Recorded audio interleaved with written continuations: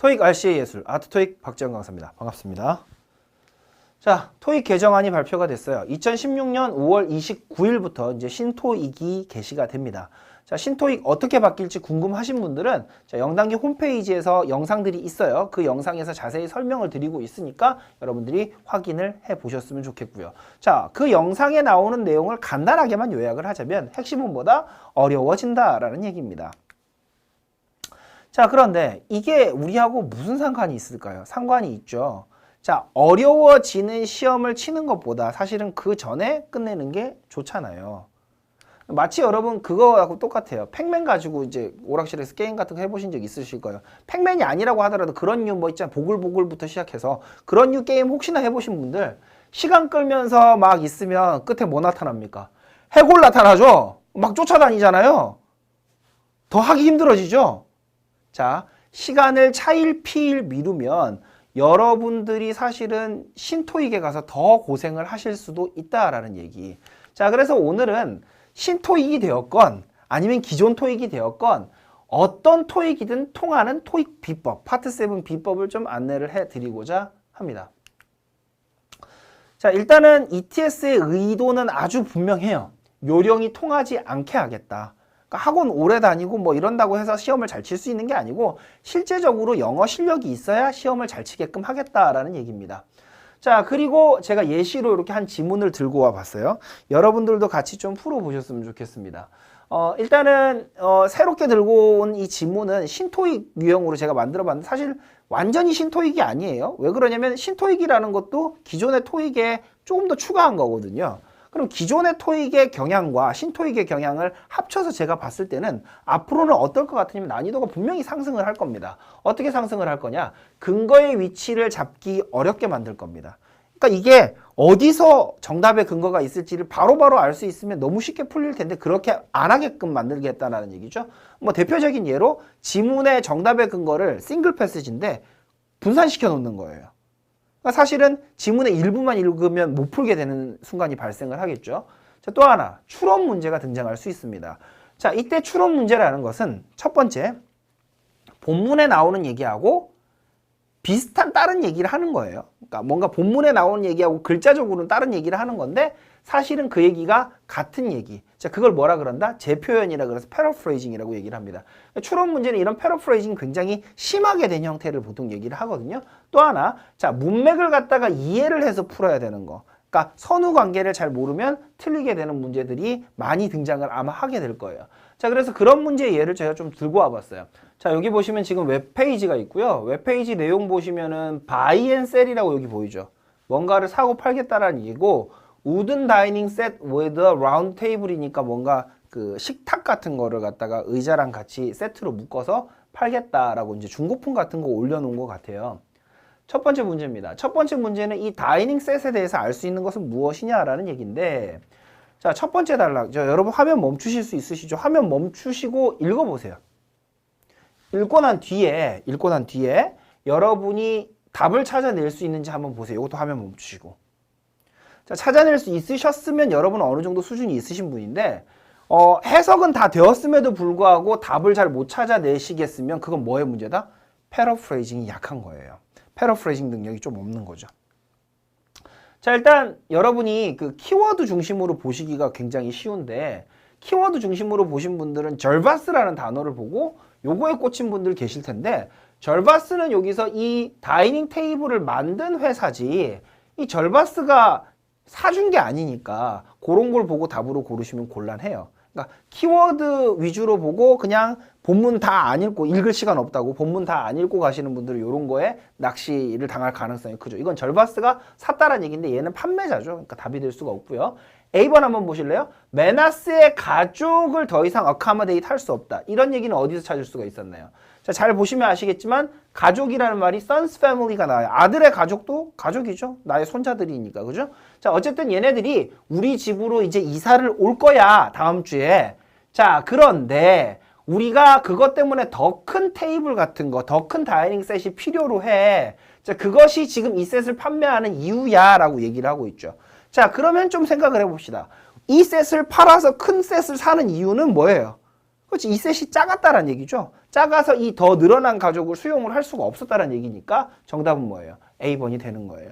자, 물론 이거를 굉장히 쉽게 연결을 시키실 수 있는 분이 계셨을 수도 있지만 이게 쉽게 연결이 안 될 수도 있다라는 거죠. 왜? 결국 같은 표현이 아니고 표현을 재표현을 한다라는 거예요.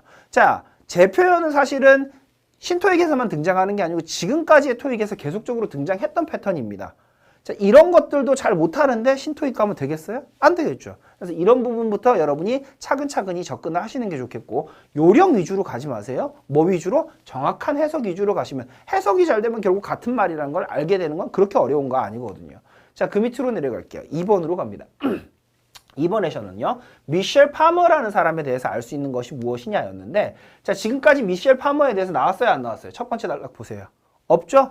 자, 밑으로 내려가신 미셸 파머가 딱 한 번 나와요. 여기 딱 한 번 나오는 사람이거든요. 자, 그런데 미셸 파머 이거 하나만 봐서는 답을 골라낼 수가 없었겠지만 적어도 위에서부터 차례대로 읽어온 사람. 그러니까 여러분이 이거 글을 갖다가 뒤죽박죽 읽는 분들이 계세요. 위에서부터 순서대로 읽어야 되는데 밑에 읽었다가 위에 읽었다가 가시는 분들은 다 못 찾는 거예요. 하지만 위에서부터 순서대로 보신 분들은 위에서 무슨 얘기를 했습니까? 이메일 애드레스, 이메일 주소 남겨라. 뭐 하려면 이 사진 같은 거 보려면 다시 이 테이블 팔아야 되니까 테이블 사진 같은 거 이메일 주소 적어 좀 주겠다라고 그랬거든요. 자, 그런데 밑으로 내려와서 보세요. 여기서 이 사람이 이메일 주소를 적고 땡스라고 얘기를 하니까 밑에 센트라고 돼 있죠. 자, 다시 말해서 이 물건을 판매한 사람 입장에서 이 사진을 보냈다라는 얘기가 되는 거라서 자, 결국 이 파머에 대해서 알 수 있는 것은 무엇이다? 사진을 좀 받았다. C번이 정답이 되겠다라는 거죠. 자, 여러분 이 문제 같은 경우에는 어떻습니까? 자, 제가 아까 패턴 중에 하나가 뭐가 있다? 정답의 근거를 본문의 정답의 근거를 분산시켜 놓는다라는 거예요. 분산시켜 놓음으로 인해서 한 군데만 읽으면 답을 못 찾아내게끔 만들겠다라는 거죠. 자, 이런 유형들도 앞으로 신토익에 더더욱 늘어날 전망입니다. 자, 그리고 3번 문제입니다. 3번 문제는 not at all 이라는 단어를 말할 때 자, 메나가 어떤 의도로 그런 말을 했느냐라는 얘기인데요. 자, not at all을 찾아봅시다. 메나는 not at all 이라고 얘기를 하는데 이 not at all 이라는 말만 보고 답을 찾기는 매우 곤란해요. 자, 앞뒤 문맥을 봐주셔야 되거든요. 자, 그 앞문맥을 보니까 무슨 얘기를 하고 있습니까? 어떤 사람이 자기가 이 다이닝 셋을 사고 싶은데 자기는 transporter means 다시 말해서 수단이 없어가지고 요거를 못 옮기겠다. 그래서 네가 좀 우리 집으로 가져와 줄련? 이렇게 물어보고 있죠. 자, 그런데 거기에다 대고 나래로이라고 얘기를 했다고요. 아, 그러니까 못 옮겨주는 거고 나래로 전혀 못 옮겨줘 라고 생각을 하셔서 답을 갖다가 뭘로 고르는 분들이 계시다? any vehicle, 나도 차 없어. 이런 식으로 B를 고르시는 분들이 계시는데 실수하시는 것이죠. 자, 여러분 본문에서 뭐라고 얘기했습니까? mind, bringing 이렇게 얘기했어요. 자, 너가 가져오는 거 꺼리냐라고 얘기했을 때 자, mind, do you mind 이렇게 물어보면 no라고 얘기하는 게 꺼린다라는 뜻이 아니고 오히려 반대 뜻이죠. 전혀 안 꺼린다라는 얘기가 되는 거예요. 그래서 not at all 이라고 얘기를 하면 결국 상대방이 원하는 걸 들어주겠다라는 얘기가 되는 거예요. mind 하지 않는다라는 얘기가 되는 거라서 결국 옮겨주겠다라고 얘기를 하는 D번이 정답이 되겠습니다. 자, 그런데 그 와중에 답을 또 A번으로 고르시는 분들이 계세요. 자, A번으로 고르신 분들의 특징이 뭐냐? 그 뒤에 please give me your phone number를 본 거예요. 그래서 전화 통화하는 걸 갖다가 더 선호한다라고 생각을 한 건데 자, 전후 문맥을 봐줄 때도 정도가 있습니다. 자, 뒤에서 아무리 그런 말을 했어도 그 전화번호를 왜 물어본 겁니까? 어떻게 만날 약속 정해가지고 하려고 전화번호를 걸자고 한 거지. 무슨 말인지 알겠죠? 나대돌이 전화를 하자고 말할 때 쓰는 말은 아니라고요. 여러분, 내가 전화하고 싶다고 얘기할 때 여러분한테 전화하고 싶다고 얘기할 때 여러분께 나래롤 이렇게 말하면 여러분이 전화하고 싶구나 이렇게 떠올리지는 않겠죠. 그래서 정확하게 이 본문에서 나래롤이 가진 의미를 전달하고 있지는 못하므로 A번을 답으로 고르시면 곤란하다라는 얘기죠. 자, 그래서 여러분들이 이제 신유형 문제하고 사실은 기존에 있었던 유형이지만 시험에 좀 어려워 보이는 이런 문제들에 대해서 풀어봤습니다. 신유형은요, 비록 지문의 길이는 짧아지지만 이런 좀 어려운 문제들의 비중은 더 증가할 것임이 거의 확실합니다. 올겨울에 여러분이 따라서 끝을 못 내시면요, 계속 더 어려운 여정만이 남아있게 되는 거예요. 자, 근데 여러분들 중에 지금 토익을 쳐야 되는 건 알겠는데 빨리 쳐야 돼. 뭐 그래야지 좋은 점수를 받을 수가 있으니까 쳐야 되는 건 알겠는데 저는 대학교 2학년이라서 2년 뒤에 또 토익을 쳐야 되는데요 라고 하시는 분들이 계실 겁니다. 자, 현재 토익 공부하는 방법으로 빨리 졸업하면 좋긴 하겠지만 만약에 앞으로도 신토익을 또 치셔야 되는 분들은 현재 토익 공부하는 법하고 신토익 공부하는 법하고 서로 다른 방법으로 공부하시는 게 좋겠습니까? 하나의 방법으로 둘 다 해결이 된다면 좋겠습니까? 당연하죠. 하나의 방법으로 둘을 다 잡을 수 있다면 얼마나 좋겠습니까? 자, 그 방법을 사실은 제가 안내를 해드리는 겁니다. 자, 제가 계속 아까 얘기를 해드렸죠? 기존의 토익에서는 이런 문제가 나왔었다. 하지만 새로운 토익에서는 이런 문제가 더 강화되니까 사실은 그렇게 풀 수 있도록 준비를 해두면 새로운 토익 문제가 나와도 그 문제 유형만 제대로 접근을 하시면 여러분이 충분히 풀어내실 수 있다는 겁니다. 언제나 통하는 실력을 갖추시면 된다는 얘기죠. 자, 제 강의를 들은 학생들이 이렇게 후기를 올려주고 있는데요. 후기들을 좀 같이 한번 보도록 할게요. 자, 후기들에 보면 단연코 많은 얘기들이 뭐냐면 옛날에 풀 때는 어디를 볼지도 모르고 계속 왔다 갔다 하는 것이 답안사였었는데 이제는 어떻게 푼다? 그렇죠. 일정한 풀이 방법을 배워서 풀다 보니 재미있어졌어요. 그러니까 어떤 규격화된 방법으로 모든 지문을 접근을 할 수 있다는 겁니다. 자, 이 방법은 기존 토익뿐만 아니라 앞으로 바뀌게 될 신토익에서 똑같이 사용할 수 있는 방법이에요. 왜? 원어민이 어떤 방식으로 글을 읽는지를 탐구를 해서 만든 방법이기 때문이죠. 그것이 제 수업 방식이 되겠고요. 그 다음, 또 다른 사람이 이런 글을 썼습니다. 어떤 순서로 풀이하고 어떻게 본문과 문제를 연결해야 하는지 알 것 같다 이제. 자, 그런 얘기를 하면서 또 이런 학생도 있었어요. 이거 제가 솔직하게 보여드리는 거예요. 솔직히 뭐 놀랄만한 엄청난 비법이나 그런 걸 배운 건 아닌데 기본기에 잘 따르고 교재에 나와 있는 대로 연습을 하니까 어떻게 풀렸다? 이중지문 4세트 20분도 안 걸려서 다 풀렸다. 그리고 앞에 있는 싱글 패스지도 한 25분쯤 걸려서 되게 빨리 푼 거예요. 자, 여러분, 빠름이라는 것을 저는 강조하지 않습니다. 수업 시간에 제가 빨리 풀으라는 얘기를 절대로 안 하거든요. 자, 제가 강조하는 부분은 뭐냐면 제대로 풀면 빨리 된다라는 거예요.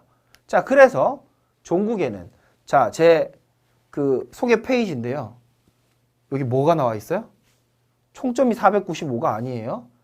만점을 받았는데 RC 495를 이룩한 게 뭐 때문이다? 제 강의 때문이다 라고 얘기하는 학생까지 제가 만나봤습니다.